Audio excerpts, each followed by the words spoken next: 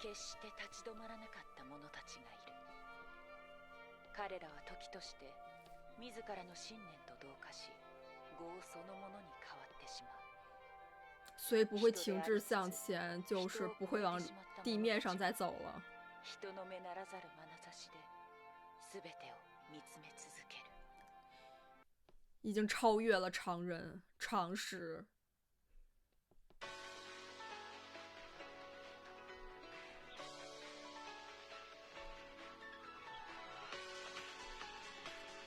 这次 OP 结尾的立刻好像小公主啊！哦，他们能利用到这些遗物。哦，所以莱萨那个东西也是遗物，所以它是牛，不动吗？力大如牛。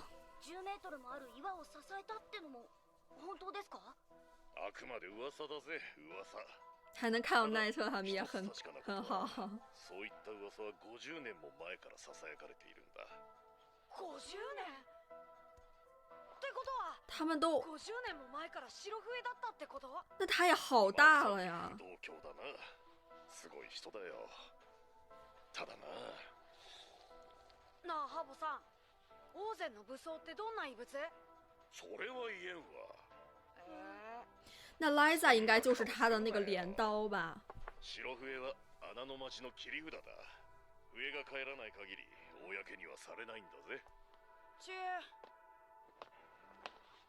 王翦、まさかカゴのことは言わないと思うが。笼子？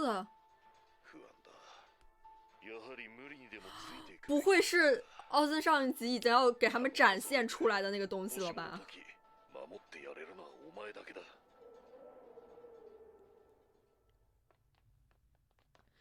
结果奥森马上要跟他们说了。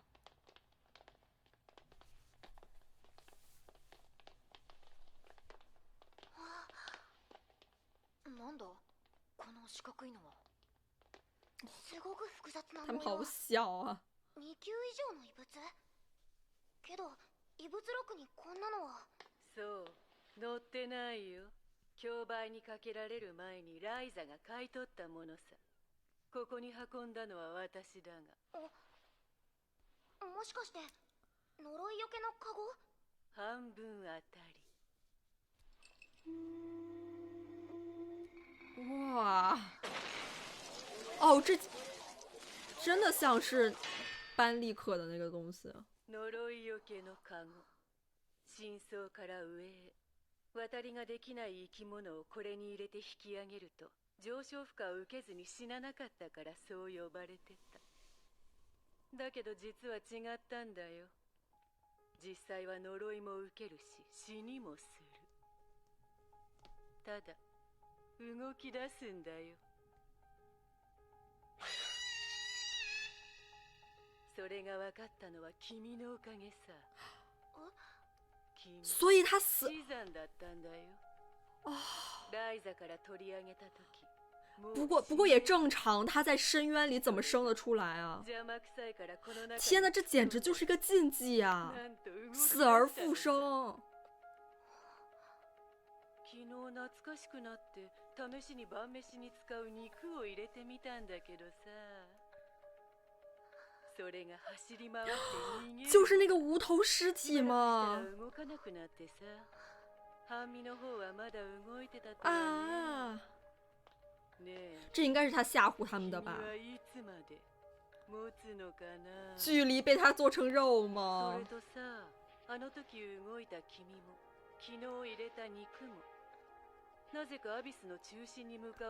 他就一直在那儿爬。君なら知ってるんじゃないかな。君もあの肉と同じなんだろう。星様、やめて。どうして？他还是在不断的试探他。そろそろ分かってくれたまえ。私は君が嫌いなんだよ。哦，雷哥。なんだね、オーバードの少年。あんたの話はとても興味深いが、これ以上リコを傷つけないでくれ。いくらなんでも大人げないぞ。哦，それ雷哥也太勇敢了。ねえ君、神様って知ってる？急に何を言い出すんだ。ここの人たちはね、あまり神様を信じないのさ。代わりに何を信じてるの？哇，他好像死神啊，奥そ森。れはこのアビスそのものさ。奈落の底は未知だからこそ、恐れられるからこそ神たり得るんだ。簡単に言って帰ってこれたら、还是在警告他们，アビスの信仰も看他们会不会动摇足元から揺らぎかねないのさ。オーバードが目録に載っていないのはね、見つかっていないからじゃない。存在しちゃいけない哦から。，像这个禁忌也不能存在，所以没有记录进去。なんだあの怪力は。腕が鬼神だ。他完全可以把它直接碾碎的。記憶をなくしてるんだってね。いや、本当によかった。思い出す前に処分しておかないとな。因为他的记忆可能包含着一些禁忌。僕、望遠鏡確認してきます。マルルク、動くな。冗談じゃない。こんなところで終わってたまるか。哦，雷哥，力ずくでも行かせてもらうぞ。行かせてあげるよ。動かなくなった後でね。哇，止められない。我感觉他就是游刃有余啊。ちぎれもせず細くもならない。同じ領域に何重にも束ねてあるのかな。まあいいや、返すよ。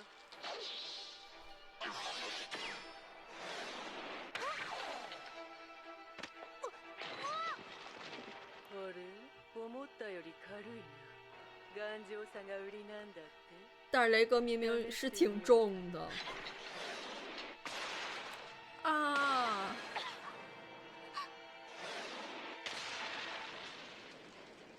奥尼克，まずった。床をやってしまった。いたた。よくもやったな。床よりよっぽど頑丈だね。あと何回いけるかな。やめて。レグが壊れちゃう。邪魔だよ。啊！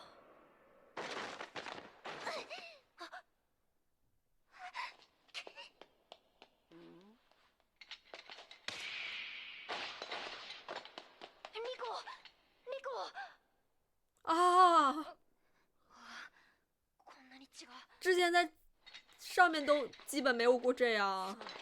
マルル君、躊躇できる相手じゃない。本気でいかなきゃ。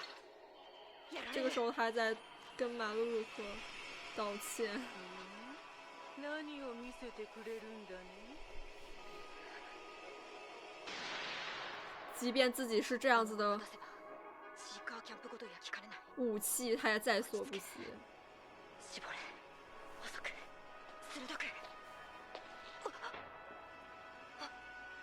君、機械人形のくせに呼吸も瞬きもするね。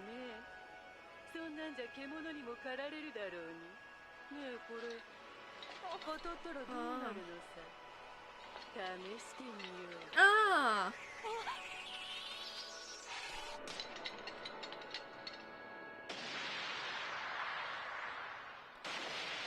哇、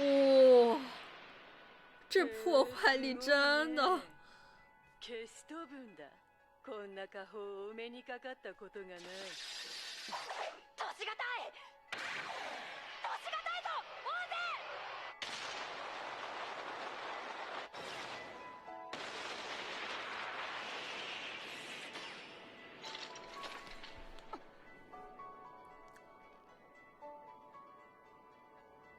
这是锁孔吗？なんだその腕は。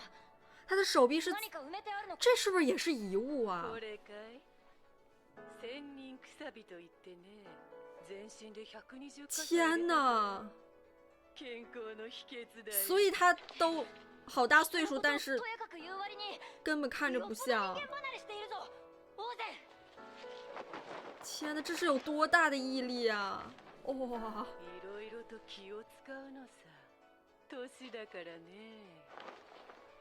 哇！但是好帅啊，这身装备。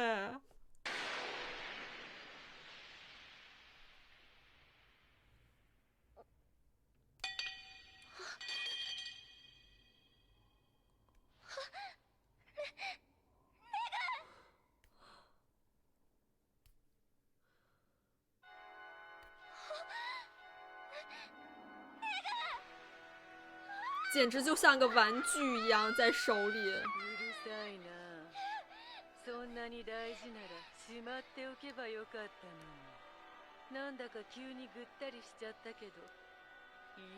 因为他用了那个炮。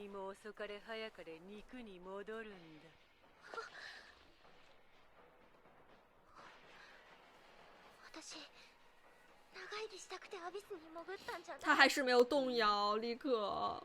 あとちょっとでもいい。でもメグと一緒じゃなきゃ。哦。お願いメグ、負けないで。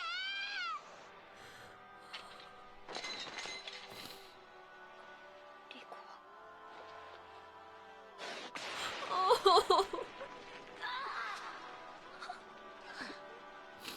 ダメだね。君らは不適格だ。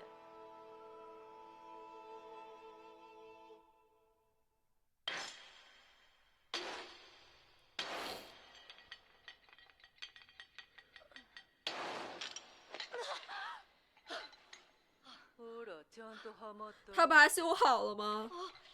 起きたの。哦。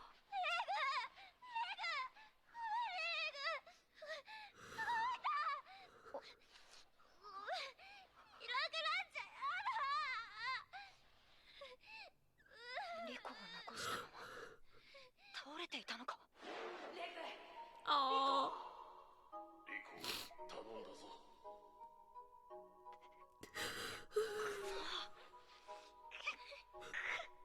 あ、こっちも泣いちゃったよ。オーゼンさんまた泣かしたの。かわいそうに。あんたたちはなんなんだ。俺たちかい。ジブセリ。哦，他们是黑敌。地上に帰る場所のないろくでなしどもだよ。引っ込んでるよ言ったんだけど、マルルクに呼ばれちまったのさ。他们宁願不去地上。泣いて騒ぐしかできなかったガキに、打って混沌したことがある家宝を考えなしに放つ機械人形。彼らが何一つ正しく判断できない中で、友人を助けるため最良の行動をしたね。さすが私の弟子だ。命令に背いた罰。他怎么也要同样的惩罚？坊主たちがいる間は隠れてろってオーゼンさんに言われてたがよ。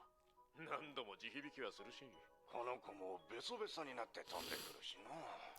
奥森就是不想让他们来救人吧？但其实奥森应该已经收着手了。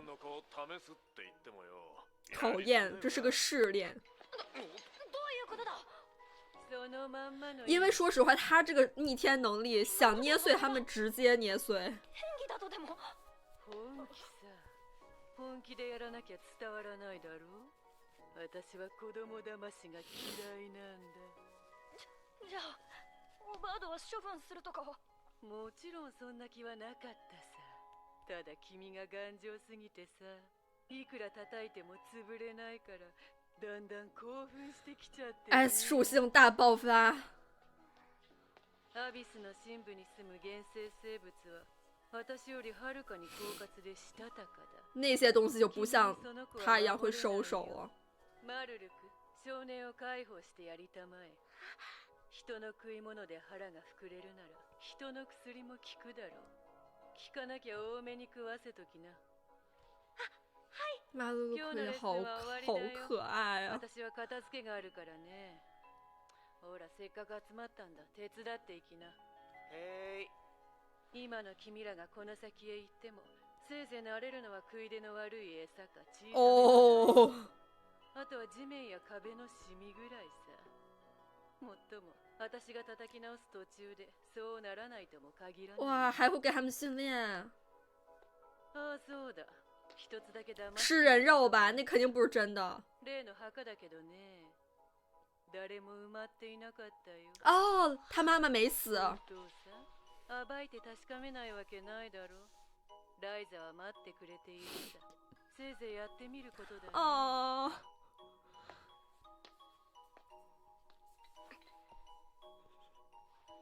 リコ。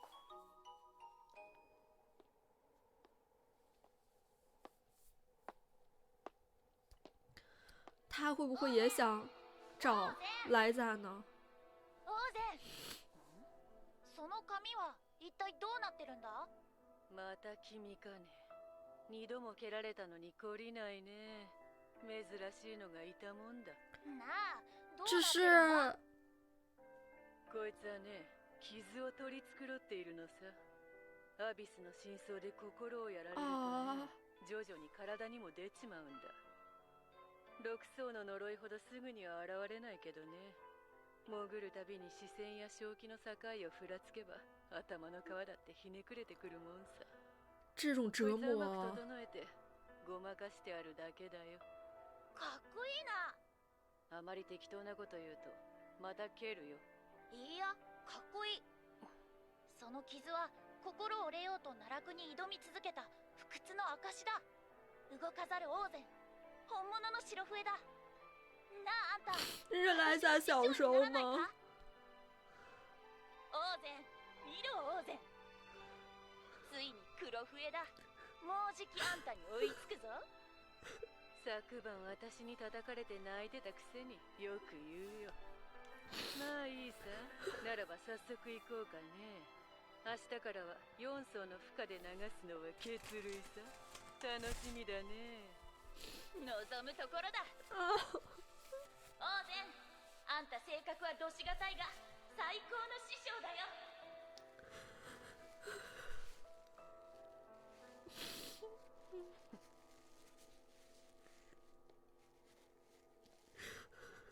他肯定也是非常在意自己的弟子。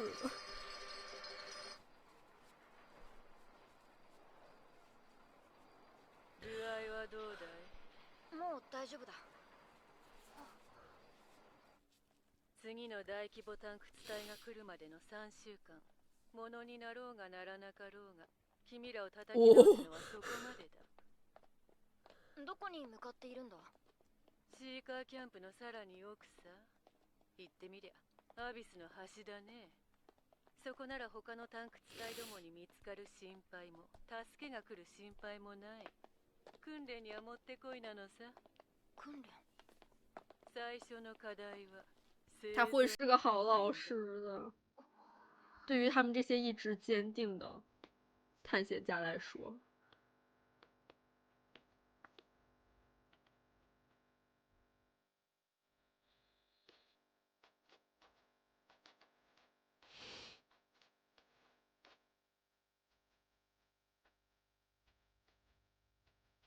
ここは力場の光も届かないせいか、生物もおとなしいやつのほとんどさ。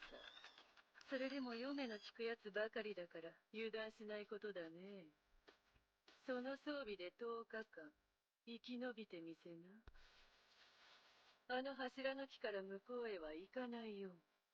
逃げたとみなすからね。それじゃあ私は帰るよ。この子を死体に戻さないようせいぜい守ってやるんだね。天哪！それとそいつを10日間使うのはなしだ。仮想法を？リコを死なせたいなら使ってもいいよ。どういうこと？可能会招来什么东西だから吗？最後、君はどんなに気張っても10分程度で混沌。目覚めるまでたっぷり2時間かかる。その間私が殴ろうが、床に叩きつけようが、水に沈めようが、起き上がりゃしなかった。真相で2時間無力な子供を放置してみなよ。どんな風に食い散らかされるかね。天哪！ま、それでもやらなきゃいけないときは、後腐れが残らないように徹底的にやるんだね。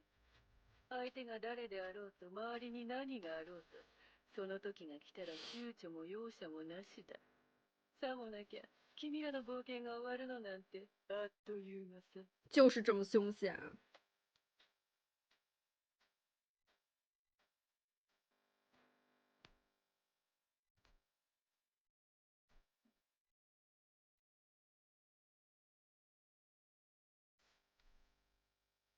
这是他们的第一个算是比较大的课题吧。